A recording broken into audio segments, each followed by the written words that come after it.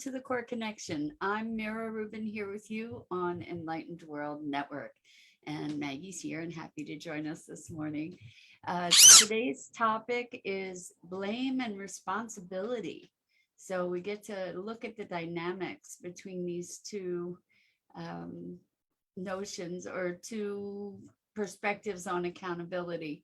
It should be interesting. Before we get started, though, let's take a minute or two to get present. Let's take a deep breath in through your nose and hold it. And imagine clean, crisp oxygen flooding your lungs and flowing into your bloodstream, nourishing all your cells and all your organs, and bringing vital life energy throughout your body and being. And as you exhale, exhale any tension, any stress, negativity, fatigue. And now let's take another deep breath in through your nose and hold it.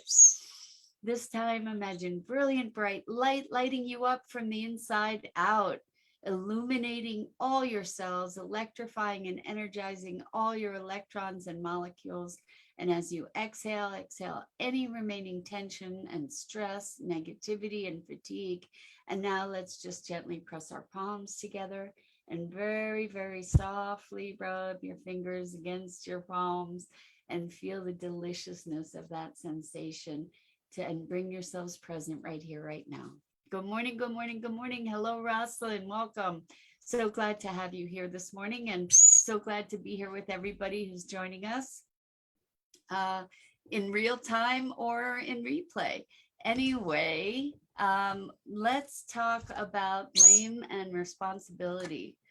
And I don't think we can have a conversation about blame and responsibility without having a conversation about victimhood.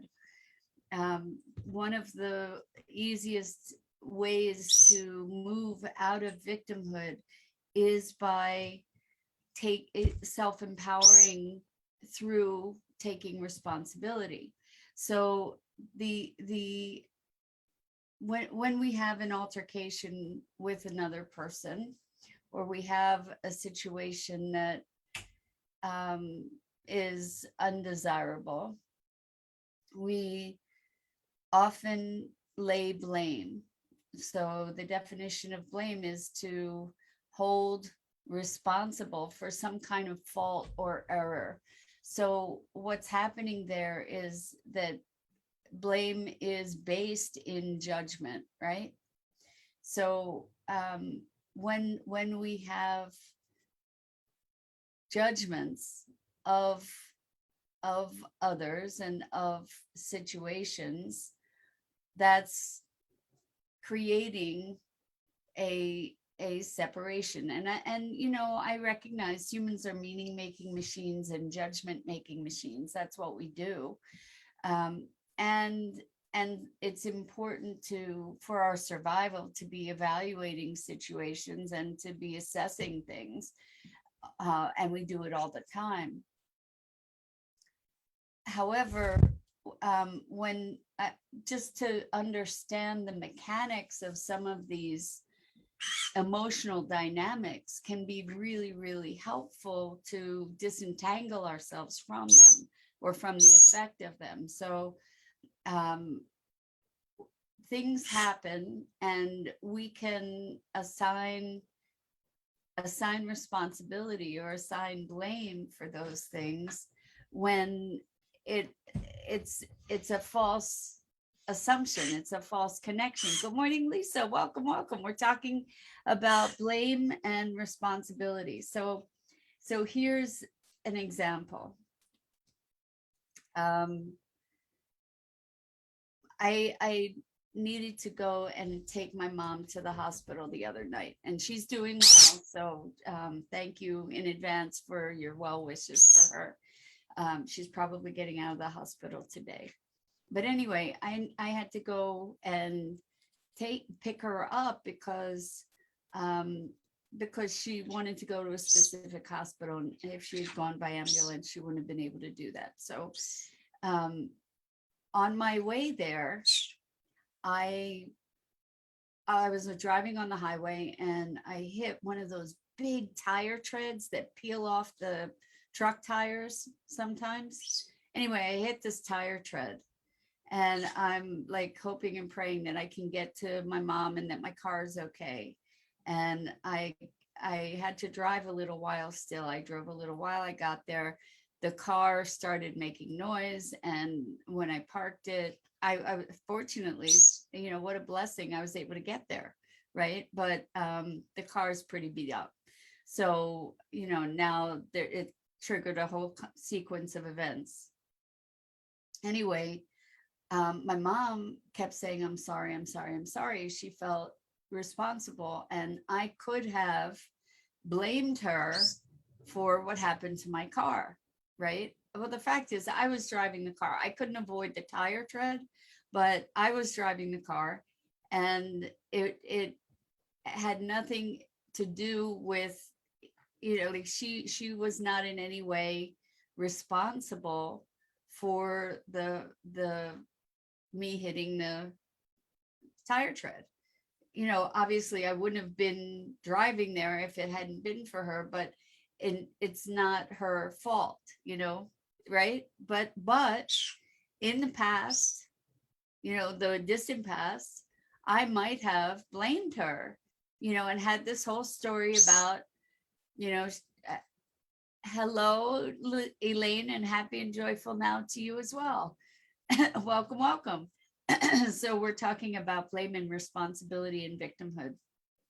And so um, if I could have put things together in such a way to absolve myself of responsibility for having hit that thing, I hit it, right? I could have blamed her, and she was blaming herself. And I said, you know what? Things happen. This has nothing to do with you. You weren't driving the car. You didn't put the tire tread in the road, right? It's not your fault. And so if I had been blaming her, I would have been making myself a victim, right? And even if I'm blaming myself rather than taking responsibility. So this is a nuance. I know that the nuance is blame is laying responsibility for a fault or an error, right? Usually there's a bunch of emotion attached to that, right? That leads to it's your fault. I'm the victim here kind of thing, right? Whereas taking responsibility is this happened. It's taking responsibility can be a more neutral experience, and it's empowering because it's like, oh, okay, I was driving, I hit the thing. Now I get to take care of all the fallout around it, like the things I have to handle. And I can be a victim about that, or I can just take care of it, right? The blessing in the thing is that I got to my mom's place and I was able to use her car to take her to the hospital. So that Lisa says, my brother irrationally blamed me for any and everything that happened to him. I swear, if a bird pooped on his head, he claimed I was the one who fed it. Lisa, that's hysterical. That's really funny. And so in your brother's case, I'm sure it doesn't feel hysterical or funny, because being blamed for somebody else's problems. So, I I know exactly what that can be like, is like, well, I'm not even going to repeat that one, but yes, um, other people, or people, sometimes other people like ourselves, like maybe exactly like ourselves. Um, Sometimes we blame other people to lift the burden of the responsibility from ourselves. So in your brother's case, perhaps he's just not willing or able to take ownership of his own life and his accountability in the context of his life. Elaine says, blessings to you and your mom. This shift is bringing these experiences out to expand. Beautiful job, you two. Thank you. Thank you, Elaine. Yes, we're dancing. And Lisa says, and no one was hurt. Exactly. No one was hurt. That's a big deal, not a minor detail. So I wasn't hurt. My car didn't careen and hit somebody else. Uh, no one was hurt. That's a big deal. Thank you for that. And good afternoon, Pat. Welcome, welcome. So good to have you here with us. We're talking about blame and responsibility. And Elaine, thank you for asking how my mom is. She's doing better and is probably going to be being released today. And I think that she's feeling uh, empowered to be able to have some support in breathing. You know, she's having some breathing issues, so she's getting some processes to help her, which is awesome. So Lisa said he's passed on now. Wow, he died 11/11/11. Wow. And Lisa says, I think that means he finally got it. I That's a pretty heavy duty sign, right? 11/11/11. There's something there for sure, for sure. At least I'm a numbers person. I watch numbers, and 11/11 has always been a powerful uh numeric symbol for me. So I'm inclined to agree with you. Wow. And I'm sorry for your loss. And it sounds like maybe you've gained some humor around it a little bit. I hope so. Um, that that maybe in his passing, there's been some resolution for you. I hope. Definitely angel numbers for sure. Um, so Elaine says you're the second person to say this about their car hitting something in the road. Interesting. You know, maybe I find the synchronicities to be so fascinating. You know, to see all these things that uh, coincidences. I don't really believe in coincidences, um, so I pay attention when there seem to be these synchronicities. And the truth is, I think that there probably are always synchronicities. We just don't always notice them, right? Um, along uh, Along with the 11/11/11, Lisa, you know, when when I look at the time and it's 11/11 or 2:20, 11/11 more so than the others, but like 2:22 or 3:33, you know, those kinds of numbers. But I also love it when I see 1, 2, 3, 4, like 12:34 and or 1:23. Anyway, I take those things as winks from the universe. The interesting thing about this, the car situation, is that in the past, and I'm happy to say in the past, it could have become super high drama, right? With lots of blame, lots of victimhood, lots of anger, frustration. Um, and in this case, it was just really having a feeling of gratitude and appreciation for the fact that I made it to my mom's. I didn't get hurt. Nobody else got hurt. And I was still able to take her to the hospital. And here's the really cool thing too, is when we took her car, fortunately, just a little while ago, she had her battery replaced. We were driving to the hospital and saw this massive rainbow. How cool is that, right? She said she hadn't seen a rainbow in years.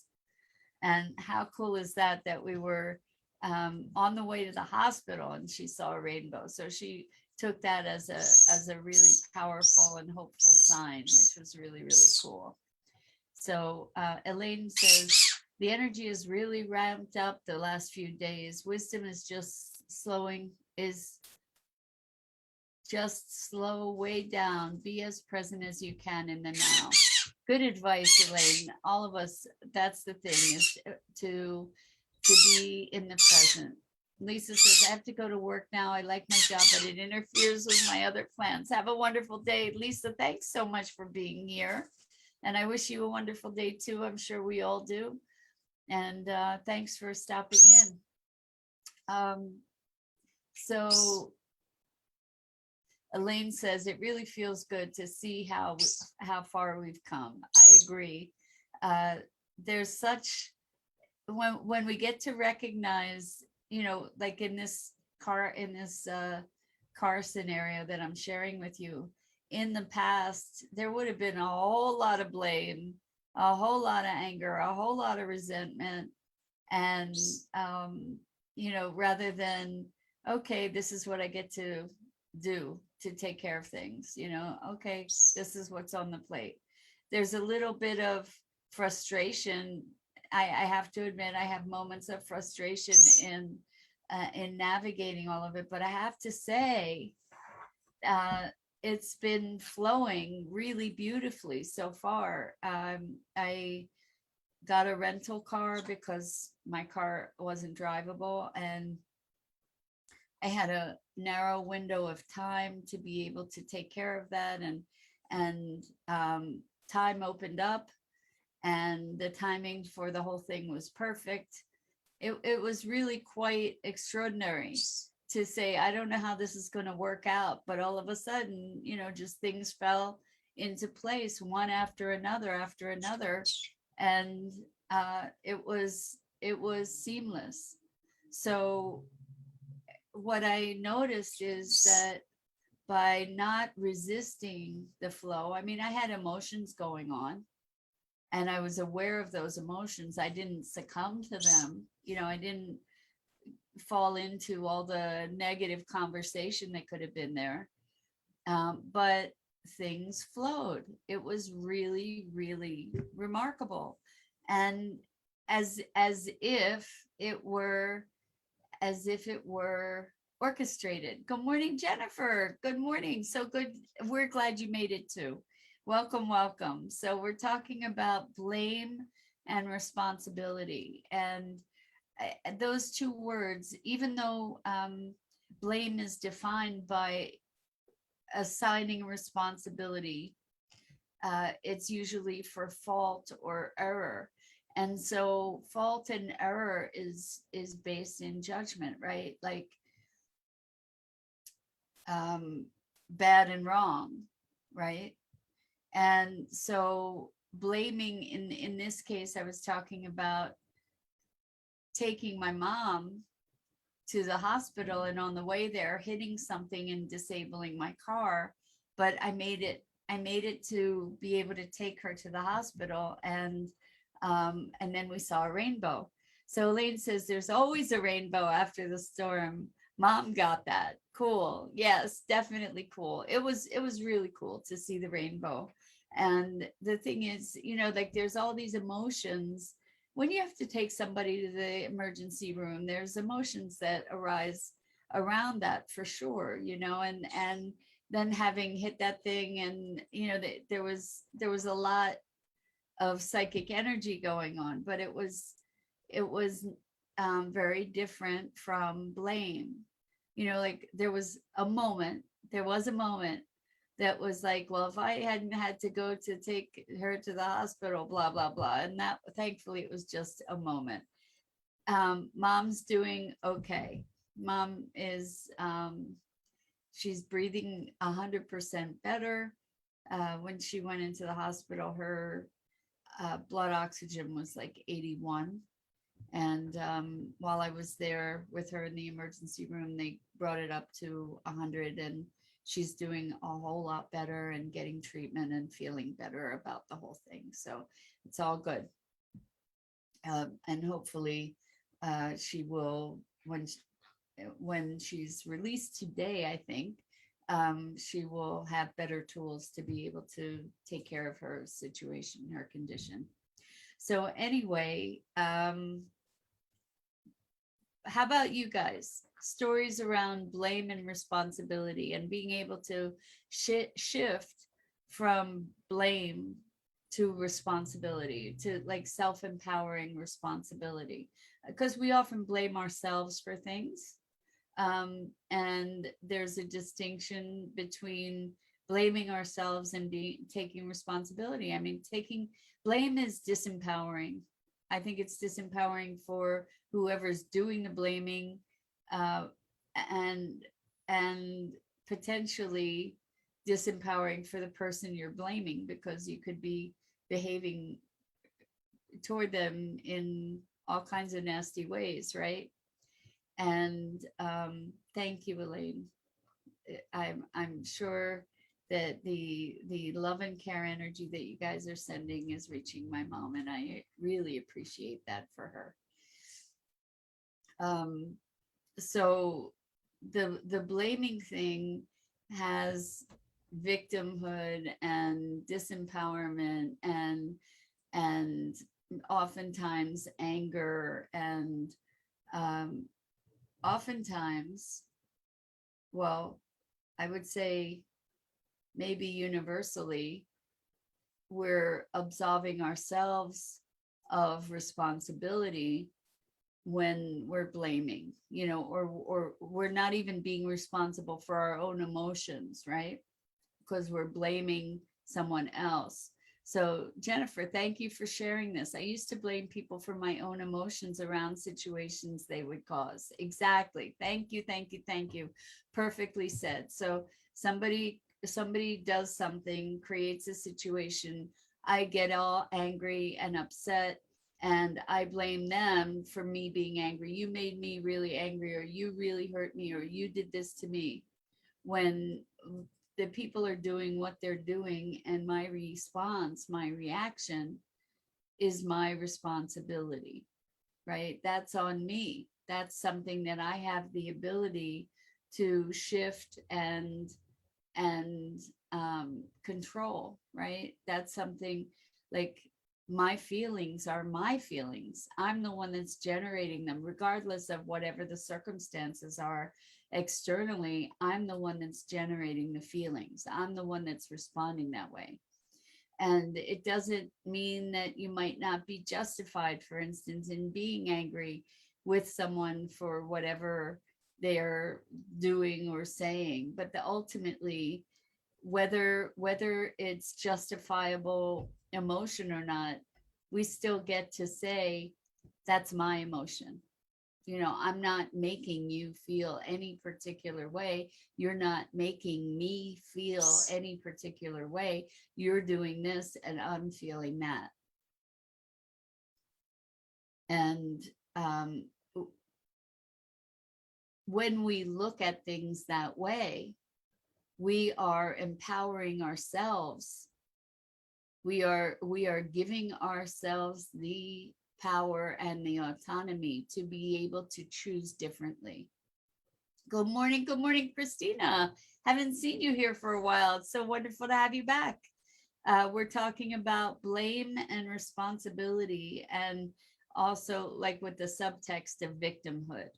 It's like when we give other people power for our well-being, power over our well-being, um, we become uh, we become victims. We become at the effect of the which way the wind is blowing.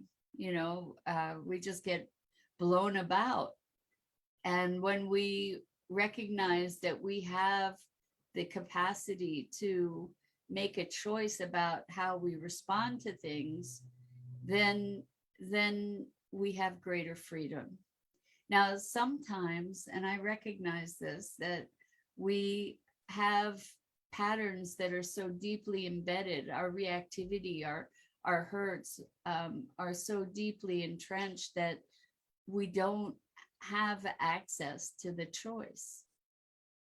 And sometimes, we need to do work to clear whatever those triggers are, so that we can come to a place of choice. And that's what the work of personal evolution and personal growth is all about, right? Is de-weaponizing those triggers. Because what happens typically is when, a trigger sets off, it's like a light switch, and then we become robot reaction behaviors, right? It's like, bam, okay, we turned on program, and then it just runs. But when we get to denature the triggers, when we get to diffuse them, then that's where we come to a place of choice. Elaine says, I was the scapegoat in my family. I took on everything and they were very happy to let me. Wow. Wow. The perfect victim. I played that role very well. I was a master at blaming, a master at blaming, addicted to judging others and myself. I showed no mercy. Now that was a ride for sure. I hear you, Elaine. The pain and suffering is what woke me up. So grateful for every experience, emotions, and the ability to heal and let go. So what a journey you've gone through, Elaine, you know, to move from that blaming and victimhood, me too, to a place of self-empowerment and autonomy, and having this place of letting go and healing. Congratulations, that's huge. Really well said, and good for you. And Jennifer says, the past 2 years of inner work and teaching my grandchildren how much we give our way, how much we give away our power, and how to maintain our power has been very empowering. I'm quite certain it has. You know, it's so interesting. You bring up a really interesting point about teaching others. You know, when we teach others, we learn the lesson. There's no better way to learn something than to teach it. And so teaching your grandchildren about how to maintain their own power and their self-empowerment has had to reinforce all of those lessons that you're teaching to them for yourself. So congratulations on, first of all, finding that wonderful vehicle to empower yourself, and second of all, for bringing that wonderful, wonderful gift to your grandchildren while they're children. What a gift to them. That's beautiful. So the gift that keeps on giving, right? Gia, welcome, welcome. It's so good to hear, to see you here. And I'm delighted to hear that you've been following every day. So good to have you here as part of the conversation. We're talking about blame and responsibility and victimhood and self-empowerment, really, because by moving into personal responsibility, we move out of victimhood. You know, even if we can say it was my fault that I did, you know, that this happened, that's not, even if we're, I mean, there's judgment in that, right? It's my fault. I was at fault. But it's also taking responsibility. Jennifer says it's very humbling. I would imagine it's humbling, but also tremendously rewarding and empowering, Jennifer. So good on you to be giving that gift to your grandchildren. So I think we might be calling it a morning. Blame and responsibility. We get to empower ourselves to have power in our lives to make choices.